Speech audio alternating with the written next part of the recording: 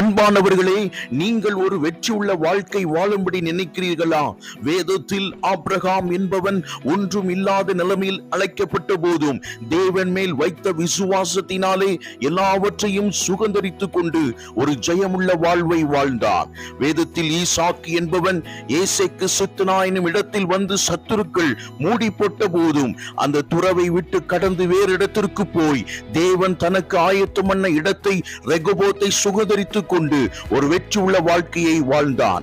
யாக்கோபு என்கிற தேவ மனிதனுக்கு விரோதமாய் தன்னுடைய சகோதரன் ஏசா கொலை செய்ய வருகிறான் என்று கேள்விப்பட்ட போது யாக்கோபு பிந்தி தனித்து போய் இரவெல்லாம் ஜெபித்து போராடி மேற்கொண்டு ஒரு ஜெயமுள்ள வாழ்வை சுகந்தரித்துக் கொண்டார். யோசேப்பு என்கிற தேவ மனிதனுக்கு விரோதமாய் சகோதரர்கள் விரோதமாக எழும்பி கொலை செய்ய நினைத்த போதும் விற்று போட்ட போதும் பொறுமையினாலே தேவன் தனக்கு வைத்திருந்த நன்மையை சுகந்தரித்துக் கொண்டு